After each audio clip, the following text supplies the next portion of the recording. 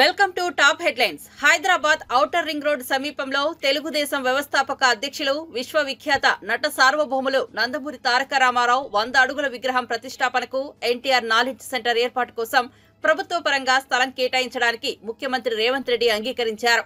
NTR literature committee chairman మాజీ MLC TD Janardhan, NTR కుమారుడు Nandamuri Mohana Krishna, NTR literature సభ్యులు మధుసూదన రాజు సీఎం రేవంత్ రెడ్డిని కలిశారు. ఈ సందర్భంగా గత ఏడాదిన్నర కాలంగా ఎన్టీఆర్ లిటరేచర్ కమిటీ చేపట్టిన కార్యక్రమాలను ముఖ్యమంత్రికి జనార్దన్ వివరించారు.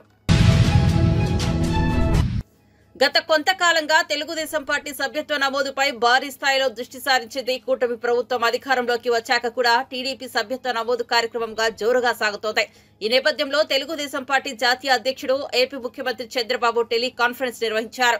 టీడీపీ సభ్యత్వ నమోదుపై ఎంపీలు, ఎమ్మెల్యేలు, ఎమ్మెల్సీలు, గ్రామస్థాయి కార్యకర్తలతో టెలికాన్ఫరెన్స్ ద్వారా మాట్లాడారు. ఈ సందర్భంగా ఆయన మాట్లాడుతూ 76 లక్షల సభ్యత్వాలతో చరిత్ర సృష్టించామని అన్నారు. అందరి భాగస్వామ్యంతోనే ఈ స్థాయిలో సభ్యత్వ నమోదు సాధ్యమైందని తెలిపారు. ఏపీ, తెలంగాణ రాష్ట్రాల్లో ఇప్పటిదాకా 76,89,103 మంది టీడీపీ సభ్యత్వం తీసుకున్నారని వెల్లడించారు.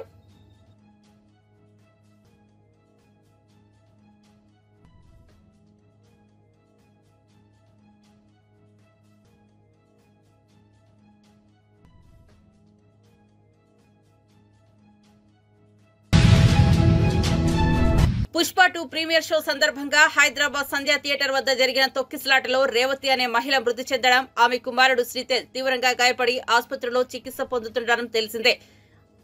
ఆ బాలుడి మెదడుకు డ్యామేజీ జరిగిందని వైద్యులు చెబుతున్నారని నగర పోలీస్ కమిషనర్ సివి ఆనంద్ ఇటీవల వెల్లడించారు. ఈ నేపథ్యంలో పుష్ప 2 దర్శకుడు సుకుమార్ బాలుడు శ్రీతేజ్ చికిత్స పొందుతున్న బేగంపేట కిమ్స్ ఆసుపత్రికి వచ్చారు. బాలుడి కుటుంబ సభ్యులతో మాట్లాడి వివరాలు తెలుసుకున్నారు. సుకుమార్ కిమ్స్ డాక్టర్లతో మాట్లాడి శ్రీతేజ్ ఆరోగ్యంపై ఆరా తీసినట్లు తెలుస్తోంది. రాబోయే రోజుల్లో బుక్ ఫేర్ లాంటి కార్యక్రమాలను ప్రోత్సహిస్తామని సీఎం రేవంత్ రెడ్డి అన్నారు. హైదరాబాద్ లోని ఎన్టీఆర్ స్టేడియంలో 37వ హైదరాబాద్ బుక్ ఫేర్ ను ఆయన ప్రారంభించారు. బుక్ స్టాల్ ను పరిశీలించారు. అనంతరం మాట్లాడుతూ ప్రస్తుత డిజిటల్ యుగంలో పుస్తకాల ప్రాధాన్యత తగ్గుతోందని చెప్పారు. ఈ క్రమంలో భావితరానికి స్ఫూర్తినివ్వాలని బుక్ ఫేర్ నిర్వహించడం అభినందనీయమని అన్నారు. మనం చరిత్ర చదువుకుంటేనే భవిష్యత్తుకు సరైన మార్గాన్ని నిర్దేశించుకోవచ్చని, నేటి తరానికి చెప్పాల్సిన బాధ్యత మనపై ఉందన్నారు. తమ కళలకు పదును పెట్టాలి, తమ గళాలను ఇప్పవలసిన అవసరం ఉన్నది.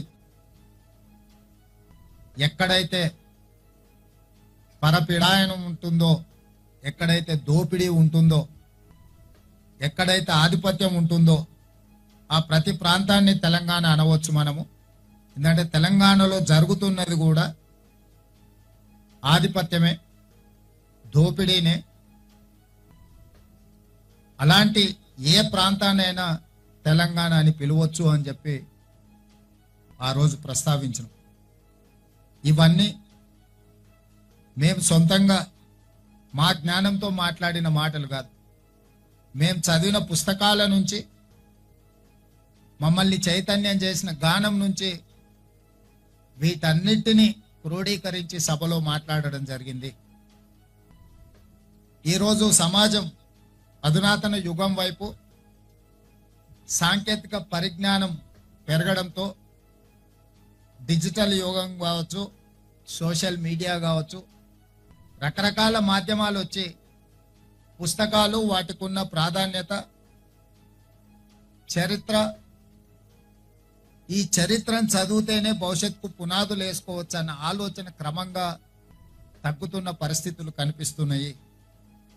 అట్లాంటి కీలకమైన సందర్భంలో హైదరాబాద్ బుక్ ఫేర్ వీళ్ళు అశోక్ నగర్లో సిటీ సెంట్రల్ లైబ్రరీలో 1985లో చిన్నగా మొదలుపెట్టిన ఈ కార్యక్రమం ఈరోజు రాష్ట్ర స్థాయిలో వాళ్ళు ఈ కార్యక్రమం తీసుకోవడం, ఇలాంటి కార్యక్రమాలలో ప్రొఫెసర్ రమా మెల్కోటే గారు లాంటి మేధావులు అందరూ కూడా పాల్గొని వచ్చే తరానికి ఒక స్ఫూర్తినివ్వాలి.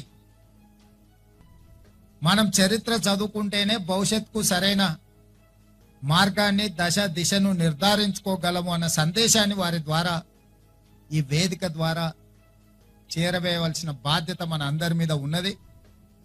ఖచ్చితంగా తెలంగాణ రాష్ట్ర ప్రభుత్వం ఇలాంటి ప్రజలకు చేరువ కావాల్సిన కార్యక్రమాలను తప్పకుండా ప్రోత్సహిస్తుంది.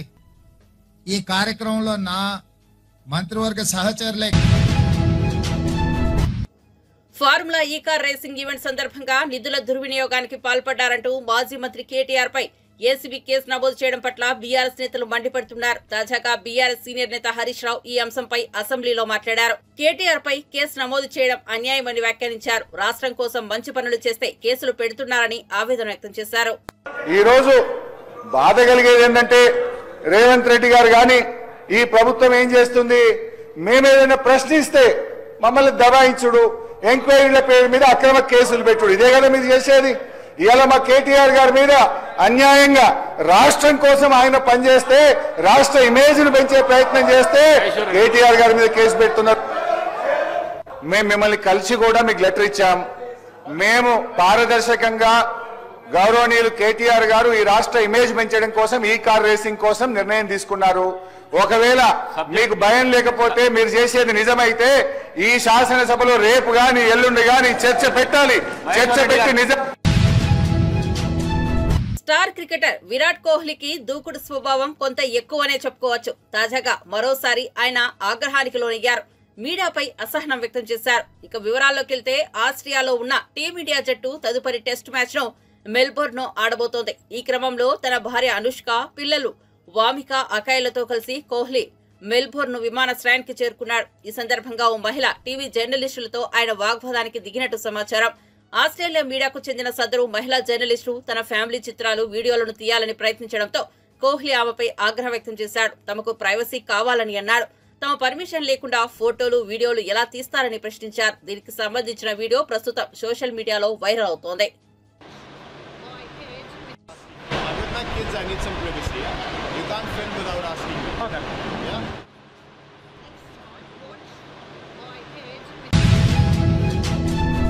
అమరావతి నిర్మాణాలను 3 ఏళ్లలో పూర్తి చేయాలని కేబినెట్ నిర్ణయించిందని మంత్రి కొలుసు పార్థసారథి పేర్కొన్నారు. కేబినెట్ భేటీ అనంతరం ఆయన మీడియాతో మాట్లాడారు. సిఆర్డీఏ 42, 43 సమావేశాల్లో తీసుకున్న నిర్ణయాలకు మంత్రివర్గం ఆమోదం తెలిపిందని మంత్రి స్పష్టం చేశారు. రాజధాని నిర్మాణం కోసం ఇవ్వటం జరిగిందని చెప్పేసి మనం చేస్తాం. అదేవిధంగా 33,717 ప్రాజెక్టులు వివిధ దశల్లో ఉన్నాయి. పైపులు సప్లై చేస్తాం కానీ, లేదా కొంత పని ప్రారంభించడం కానీ, వాటన్నిటినీ కూడా నిర్దిష్ట సమయంలో పూర్తి చేయడానికి అనుమతి మంజూరు చేయడం జరిగిందని చెప్పేసి మనం చేస్తాం. దీంట్లో ప్రధానంగా 3 ప్రాజెక్టులు, పులివెందుల్లో త్రాగునీటి ప్రాజెక్టు, అదేవిధంగా ద్రోణాచలం, ఉద్దానం. అంటే ఇక్కడ తీవ్ర నీటి సమస్యలు ఉన్నాయి కాబట్టి ఈ ప్రాజెక్ట్స్ని కంటిన్యూ చేసి కంప్లీట్ చేయాలని చెప్పేసి మరి నిర్ణయించడం జరిగింది.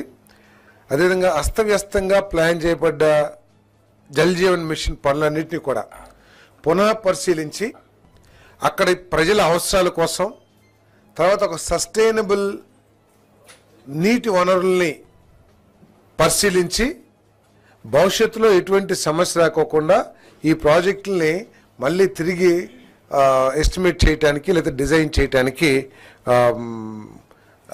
నిర్ణయం తీసుకుందని చెప్పేసి మనం చేస్తున్నాను. దీంట్లో గత ప్రభుత్వం ఎంత నిర్లక్ష్యంగా వ్యవహరించిందంటే, ఈ జల్ జీవన్ మిషన్ యొక్క ముఖ్య ఉద్దేశం ఏంటంటే సస్టైనబుల్ వాటర్ సోర్స్, నదులు కానివ్వండి, లేకపోతే రిజర్వాయర్స్ కానివ్వండి, లేకపోతే చెరువులు కానీ, సర్ఫేస్ వాటర్ కానివ్వండి, వీటి ద్వారా త్రాగునీటి వసతి ఏర్పాటు చేయాలి. ఎందుకంటే ఇది పర్మనెంట్, తర్వాత కొంత ప్యూరిటీ వాటర్ ఉంటుంది. కానీ ఈ ప్రభుత్వం బాధ్యతారహితంగా బోర్లు వేసేసి ఆ బోర్లతోనే అదే నీటిని, ఎందుకంటే ఎండిపోయే అవకాశం ఉంటుంది. సో ఇవన్నీ కూడా ఆలోచన చేయకోకుండా చేయటం, ఈ జల్ జీవన్ మిషన్ని పూర్తిగా వినియోగించుకోలేకపోవటం గత ప్రభుత్వం యొక్క ఫెయిల్యూర్ అని చెప్పేసి కూడా నేను మనవి చేస్తా ఉన్నాను. నేను తర్వాత అత్యంత ముఖ్యమైన నిర్ణయాలు ఏమిటంటే, అమరావతి ఇప్పటి వరకు డోలాయమానంలో ఉన్న అమరావతి గత ప్రభుత్వ నిర్వాహకం మూలంగా కానివ్వండి, తీసుకున్న అసంబద్ధ నిర్ణయాల మూలంగా కానివ్వండి, ఈ రాష్ట్రానికి రాజధాని లేకుండా పోయిన విషయం రాష్ట్ర ప్రజలందరూ కూడా తెలుసు.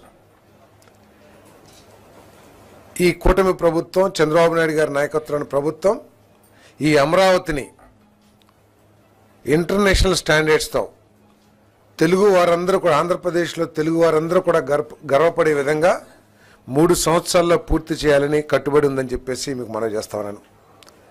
దాంట్లో భాగంగానే తిరుమల తిరుపతి దేవస్థానంపై తెలంగాణ బీఆర్ఎస్ నేత శ్రీనివాస్ గౌడ్ చేసిన అనుచిత వ్యాఖ్యలకు మడకసిర టీడీపీ ఎమ్మెల్యే ఎంఎస్ రాజు స్ట్రాంగ్ కౌంటర్ ఇచ్చారు. తెలంగాణలో బీఆర్ఎస్ ఉనికిని కాపాడుకునేందుకే శ్రీనివాస్ గౌడ్ అలా మాట్లాడారని కొట్టిపారేశారు.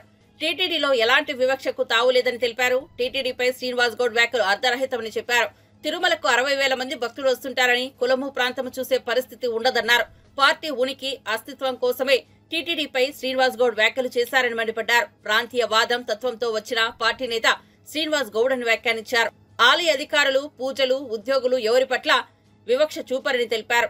తెలుగు ప్రజల మధ్య విద్వేషాలు రెచ్చగొట్టేలా శ్రీనివాస్ గౌడ్ మాట్లాడడం సరికాదన్నారు. ప్రెస్టేషన్ లో శ్రీనివాస్ గౌడ్ మాట్లాడారని, దేవుడి దగ్గర అందరూ సమానమే అన్న విషయాన్ని గుర్తుపెట్టుకోవాలని ఎంఎస్ రాజు సూచించారు.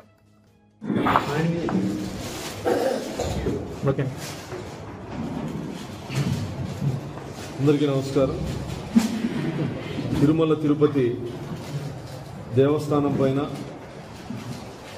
బీఆర్ఎస్ నేత మాజీ మంత్రి శ్రీనివాస్ గౌడ్ గారి వ్యాఖ్యలు అర్థరహితం.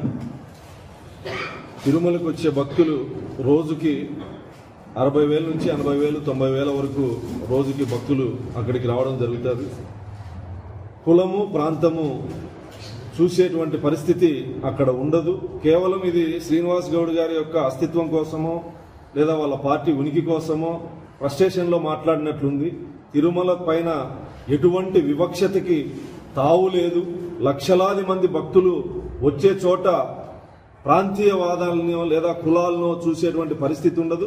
తిరుమలలో దేశ విదేశాల నుంచి ప్రపంచవ్యాప్తంగా భక్తులు వస్తూ ఉంటే కేవలం ప్రాంతీయవాదంతో, ప్రాంతీయ తత్వంతో వచ్చినటువంటి పార్టీ నుంచి వచ్చినటువంటి నేత నుంచి ఇలాంటి మాటలే చూడాల్సి వస్తుందేమో.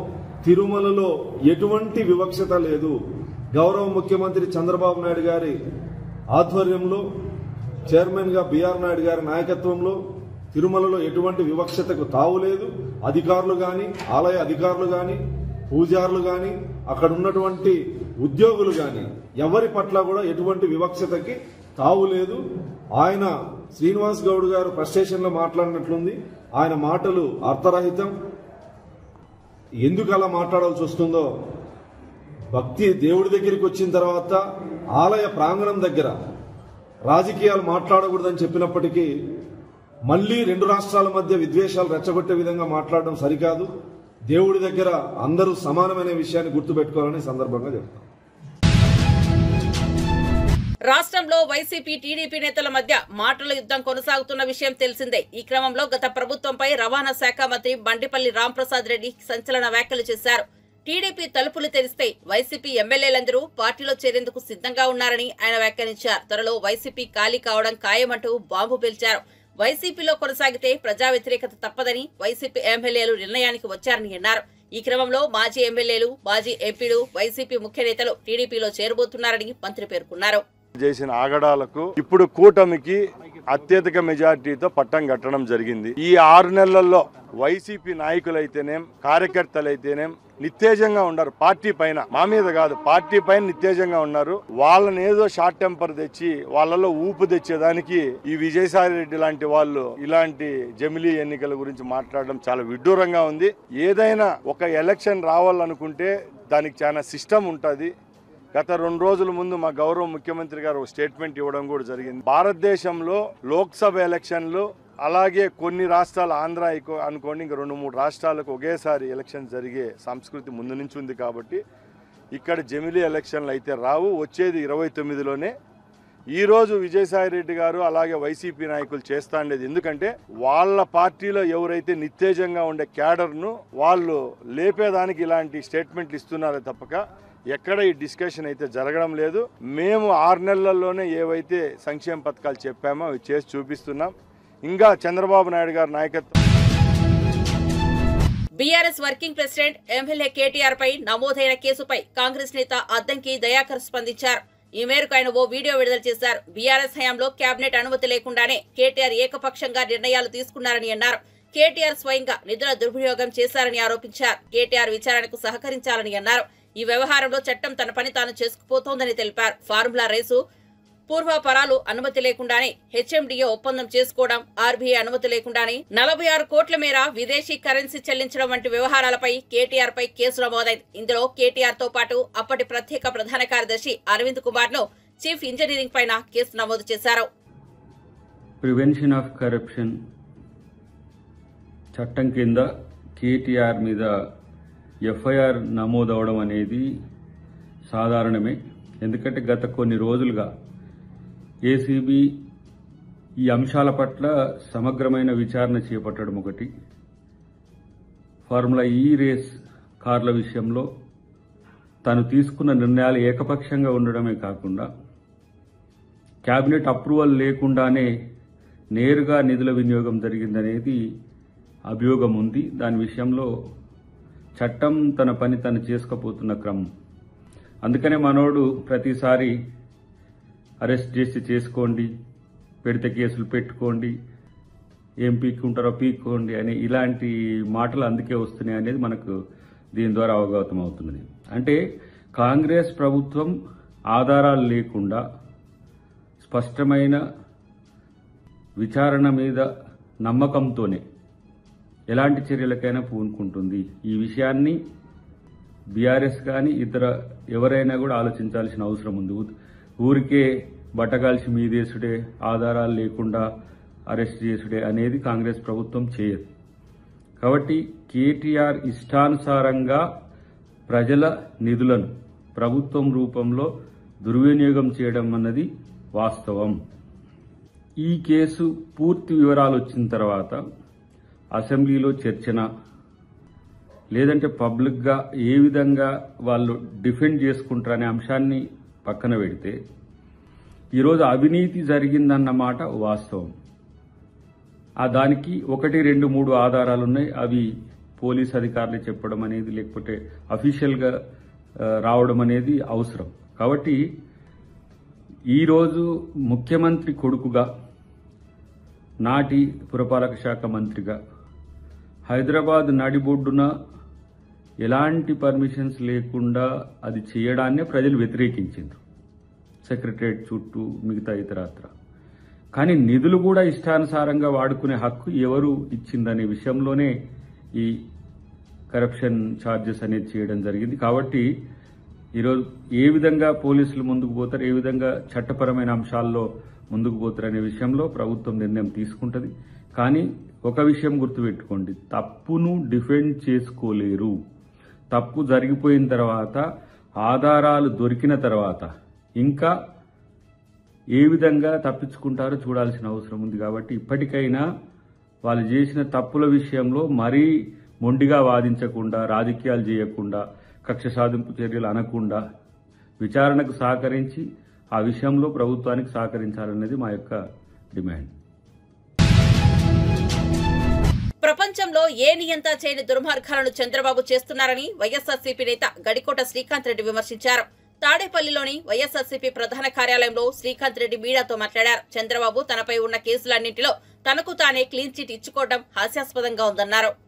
ఫైబర్ నెట్ స్కామ్ కానీ, రాజధానిలో అసైన్మెంట్ ల్యాండ్స్ స్కామ్ కానీ, ఇన్నర్ రింగ్ రోడ్ స్కామ్స్ కానీ, ఇవన్నీ కూడా నీరుగార్చే విధంగా తను వ్యవహరించుకుంటూ తనకు తానే క్లీన్ చిట్ ఇచ్చుకుంటూ తన వాళ్ళకు క్లీన్ చిట్ ఇస్తూ ఆ కేసును నీరుగార్చే విధంగా, ఆ కేసులలో ఇతను ఏం తప్పు చేయని విధంగా తనే జడ్జిమెంట్ కూడా తనే ఇచ్చుకుంటూ చేస్తున్నట్టు వ్యవహారం చాలా హాస్యాస్పదంగా అనిపిస్తూ ఉంది.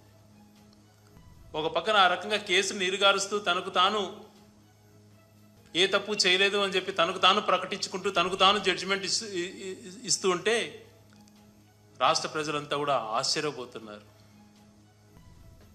మరొక పక్కన ప్రజాస్వామ్య విలువలను తూడ్చిపొచ్చారు. న్యాయ వ్యవస్థకు సంబంధించినటువంటి జడ్జిలపైన నిఘా వ్యవహరించడం, వాళ్ళని కూడా భయభ్రాంతులకు గురి చేసే విధంగా వ్యవహరిస్తుండడం ఎంతవరకు సమంజసం? ఇదంతా కూడా ఎవరు గమనించలేదు అని అనుకుంటున్నారు. న్యాయ వ్యవస్థను కూడా బెదిరించేటువంటి పరిస్థితులు, భయపడించే పరిస్థితులు, ప్రజాస్వామ్య విలువలంటే ఇంకా అది ఏ రకంగా కూడా లేకుండా చేస్తున్నారు. వాళ్ళ యొక్క అజెండా కోసం ఇతరులను భయభ్రాంతులకు గురి చేయడం కోసం 4 IPS ఆఫీసర్లను సస్పెండ్ చేసిన విధానం చూస్తున్నప్పుడు, మిగిలిన అధికారులను వాళ్ళు బెదిరిస్తున్నటువంటి తీరు, వ్యవహరిస్తున్నటువంటి తీరు చూసినప్పుడు, గతంలో ఎప్పుడు కూడా ఇటువంటి రోజులు ఎక్కడా చూసిండరు. నియంత పరిపాలనలో కూడా, రాచరిక పరిపాలనలో కూడా ఇలాంటివి ఉండవు అని చెప్పి చాలామంది మనసు విప్పి మాట్లాడుతున్నారు. ఇటువంటి పరిస్థితులు రాష్ట్రంలో ప్రస్తుతం కనిపిస్తున్నాయి. ఈ పరిస్థితులు ఉన్నాయి కదా అని చెప్పి కొంతమంది యువత ఈ రాష్ట్రంలో జరుగుతున్నటువంటి పరిణామాలపైన, ఈ రాష్ట్రంలో జరుగుతున్నటువంటి సిచ్యువేషన్స్ని కొద్ది గొప్ప ప్రజలకు చెప్పడానికి ప్రయత్నం చేసి న్యాయపరంగా ఈ తప్పులు ఉన్నాయని చెప్పి సోషల్ మీడియాలో పెడితే వాళ్ళపైన కక్ష సాధింపు చర్యలు, ఇళ్ళకెళ్ళి బెదిరించడాలు, కనీసం నెంబర్ ప్లేట్ లేనటువంటి వాహనాల్లో వెళ్ళటం, సివిల్ డ్రెస్సెస్లో వెళ్ళటం, ఐడి కార్డు చూపించమంటే లేదు అనటం, అవతల వ్యక్తులకు ముసుగు కప్పటం, ఇలాంటి వివరాలు చేస్తున్నారు అని అంటే ఇవన్నీ చాలా కాలంగా నడుస్తాయని మీరు అనుకుంటున్నారు. ప్రపంచంలో పెద్ద పెద్ద నియంతలే కాలగర్భంలో కలిశారు. మీరెంత? ఎందుకు ఇలాంటి భయాందోళనకు గురి చేస్తున్నారు? మొట్టమొదటిగా మీరెందుకు ఇంత వరంగల్ నియోజకవర్గం లగచర్లలో ప్రభుత్వ అధికారులపై దాడి కేసులో అరెస్టైన బీఆర్ఎస్ మాజీ ఎమ్మెల్యే పట్నం నరేందర్ రెడ్డి జైలు నుంచి విడుదలయ్యారు. ఆయనకు బీఆర్ఎస్ నేతలు, కార్యకర్తలు ఘన స్వాగతం పలికారు. గత నెలలో ప్రజాభిప్రాయ సేకరణ కోసం లగచర్ల గ్రామానికి వెళ్లిన జిల్లా కలెక్టర్, ఇతర అధికారులపై రైతులు తిరగబడడం తెలిసిందే. ఈ ఘటనకు ప్రభుత్వం తీవ్రంగా పరిగణించింది. పోలీసులు కొడంగల్ మాజీ ఎమ్మెల్యే పట్నం నరేందర్ రెడ్డితో పాటు పలువురు రైతులను కూడా అరెస్ట్ చేశారు. వీరికి కోర్టు జ్యుడిషియల్ రిమాండ్ విధించింది. నాంపల్లి స్పెషల్ కోర్టు పట్నం నరేందర్ రెడ్డితో పాటు రైతులకు బెయిల్ మంజూరు చేయడంతో విడుదలయ్యారు. అనంతరం పట్నం నరేందర్ రెడ్డి మీడియాతో మాట్లాడుతూ రాజకీయ కుట్రలో భాగంగానే తనపై కేసు పెట్టారని మండిపడ్డారు. దీని వెనుక రేవంత్ రెడ్డి సోదరుడు తిరుపతి రెడ్డి కుట్ర ఉందని ఆరోపించారు.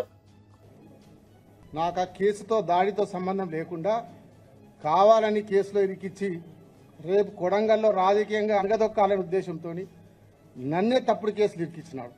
దాని తర్వాత నా ద్వారా ఇప్పుడందరూ చూసినాడు, పొద్దున 7 గంటలకు నన్ను అరెస్ట్ చేసినప్పుడు నేను ఫస్ట్ పోలీసులను ఒకటే అడిగాను, అరెస్ట్ వారెంట్ ఉందా మీ దగ్గర, ఎఫ్ఐఆర్ కాపీ ఉందా, నాకు చూపియండి, అప్పుడే అరెస్ట్ చేయండి అని చెప్తే మా దగ్గర పైన ఆదేశాలు ఉన్నాయి, మా దగ్గర ఏం లేదని చెప్పి బలవంతంగా నన్ను కార్లో ఎక్కించుకొని తీసుకొని పోయి వికారాబాద్ DTC సెంటర్లో పెట్టి అక్కడ 11 గంటలకు ఎస్పీ గారు రావడం జరిగింది. నేను ఎస్పీ గారిని కూడా ప్రశ్నించిన, సార్ నన్ను ఎందుకు అరెస్ట్ చేసిర్రు, మీ దగ్గర అరెస్ట్ వారెంట్ ఉందా, ఎఫ్ఐఆర్ ఉందా అంటే మాకు కూడా పైకి ఆదేశాలు ఉన్నాయి అందుకే చేసినాం అని చెప్పి సాయంత్రం వరకు 3 గంటల వరకు పరిగిలో కూర్చోబెట్టి 4 గంటల ప్రాంతంలో కొడంగల్ హాస్పిటల్ తీసుకుపోయి హెల్త్ చెకప్ చేసినారు.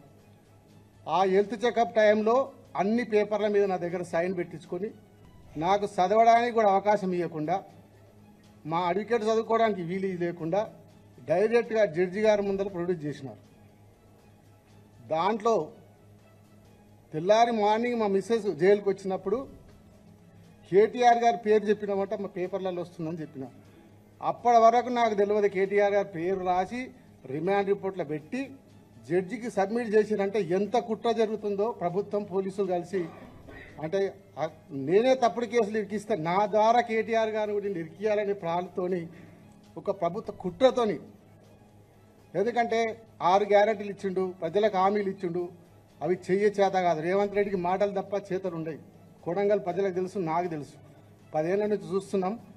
ఒట్టి మాటలే, చేతలు ఉండవు. మళ్ళా ఆ చేతలలో అన్ని మాటలు ఇచ్చి చేతలు చెప్పిండు కాబట్టి ప్రజలను మోసం చేసిండు కాబట్టి ప్రజలను డైవర్ట్ చేయడానికినే ఒక్కొక్క కేసు పెడతా ఉంటాడు. ఈరోజు చూసినారు, నాకు ఇప్పుడే బెయిల్ వస్తుంది, ఒక పక్క మళ్ళీ కేటీఆర్ గారి మీద కేసు పెట్టి అది డైవర్ట్ చేయాలి, మళ్ళీ ఇది ఒక 6 నెలలు గడపాలి. ఇట్లా గడుపుకుంటూ ప్రజలకు మోసం చేసుకుంటూ ఇచ్చిన గ్యారంటీ ఒక్కటి కూడా అమలు చేయకుండా ముఖ్యమంత్రి ప్రజలను ఫార్ములా ఈ-కార్ రేసింగ్ ఈవెంట్ లో నిధుల దుర్వినియోగం జరిగిందంటూ తనపై ఏసీబీ కేసు నమోదు చేసిన నేపథ్యంలో బీఆర్ఎస్ పార్టీ వర్కింగ్ ప్రెసిడెంట్ మాజీ మంత్రి కేటీఆర్ హైదరాబాద్ తెలంగాణ భవన్ లో మీడియా సమావేశం ఏర్పాటు చేశారు. ఏదో కుంభకోణం జరిగిందని లీకులు ఇస్తున్నారని, దమ్ముంటే కార్ రేసింగ్ అంశంపై చర్చ పెట్టాలని సవాల్ విసిరారు. 2023 ఫిబ్రవరిలో నిర్వహించిన ఈ రేసుకు ఎంతో మంది ప్రముఖులు హాజరయ్యారని వివరించారు. కార్ రేసింగ్ ఈవెంట్ క్రెడిట్ పొందేందుకు బీజేపీ కూడా ప్రయత్నించిందని కేటీఆర్ పేర్కొన్నారు. కేంద్రం సహకారంతోనే రేసింగ్ ఈవెంట్ సాధ్యమైందని కిషన్ రెడ్డి చెప్పుకున్నారని, ఈ కార్ రేసింగ్ ను ముంబైలో జరపాలని నితిన్ గడ్కరీ ప్రయత్నించారని వివరించారు. పెడితే ఈరోజు జినోమ్ వ్యాలీ నుంచి ప్రపంచవ్యాప్తంగా మనకి వ్యాక్సిన్ల ఉత్పత్తికి అదొక కేంద్రమైంది, ఒక హబ్ అయింది. అంటే మొక్క ఒకరు నాటొచ్చు, విత్తనం ఒకరు పెట్టొచ్చు, కానీ దాని ఫలాలు అల్టిమేట్గా భవిష్యత్ తరాలకు అందుతాయి. అట్లా ముందు చూపుతో కొన్ని కార్యక్రమాలు ప్రభుత్వాలు చేయాలి, చేస్తాయి. బుద్ధున్న ప్రభుత్వం అంటే చేస్తుంది. మేము కూడా ఏమనుకున్నామంటే తెలంగాణలో కేసీఆర్ గారి నాయకత్వంలో ఆటోమొబైల్ మరియు ఈ రెన్యూవబుల్ ఎనర్జీ ఎలక్ట్రిక్ వెహికల్స్ దీనికి తెలంగాణ భారతదేశంలోనే కేంద్రంగా ఉండాలి అనే ఎజెండాతో ప్రయత్నాలు ప్రారంభించే క్రమంలో స్టడీ చేశాం. చెన్నైలో ఒక ఆటోమొబైల్ కేంద్రం ఉంది, అక్కడ చాలా కంపెనీలు, ఫోర్డ్ లాంటి కంపెనీలు మ్యానుఫ్యాక్చరింగ్ పెట్టాయి. అట్లాగే పూణేలో కొన్ని ఆటోమొబైల్ పార్ట్స్ తయారు చేసే కంపెనీలంతా కూడా అక్కడ ఉన్నాయి. మరి మనం ఏం చేయొచ్చు అని ఆలోచించినప్పుడు మనకు సముద్ర తీరం లేదు, ఈకో సిస్టమ్ లేదు, మరి ఏం చేయాలి అని ఆలోచించి ఎలక్ట్రిక్ వాహనాలను బలంగా ప్రోత్సహిద్దాం, వాటికి సంబంధించిన మొత్తం ఈకో సిస్టమ్ అంతా ఇక్కడే డెవలప్ చేద్దామన్న ఎజెండాతో ఆ క్రమంలో హైదరాబాద్కి ప్రాచుర్యం రావడానికి హైదరాబాద్ని ప్రపంచ పటంలో ఎలక్ట్రిక్ వెహికల్ ఎంతూజియాస్ట్ దృష్టిలో పెట్టడానికే ఫార్ములా ఈ రేస్ వాళ్ళని అప్రోచ్ అయిన తర్వాత జరిగింది ఏంటి అంటే మీకు ఒకసారి సీక్వెన్స్ చెప్తాను నేను.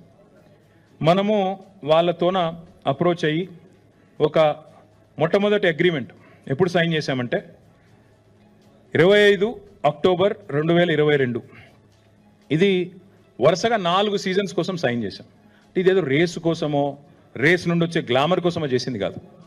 రేస్ చుట్టూ ఒక తెలంగాణ మొబిలిటీ వ్యాలీ అనేది ఏర్పాటు చేయాలి, జినోమ్ వ్యాలీ మాదిరిగా. అందులో ఇన్నోవేషన్ జరగాలి, రీసెర్చ్ జరగాలి, మ్యానుఫ్యాక్చరింగ్కి తెలంగాణ హబ్ కావాలి.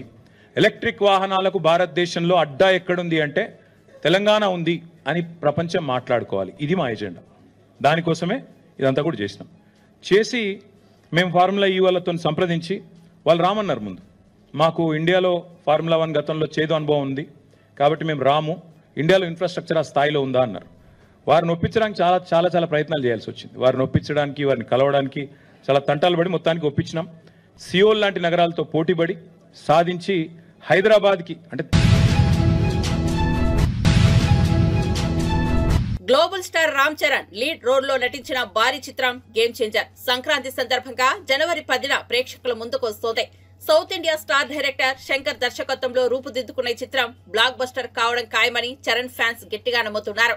విడుదల తేదీ దగ్గర పడుతుండటంతో గేమ్ చేంజర్ చిత్ర బృందం ప్రమోషన్స్ ముమ్మరం చేసింది.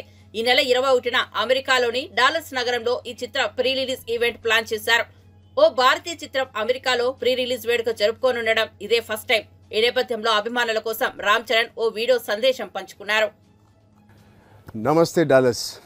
I'm super excited to meet you all at our pre-release event of our film Game Changer, organized by Rajesh Kalapalli garu.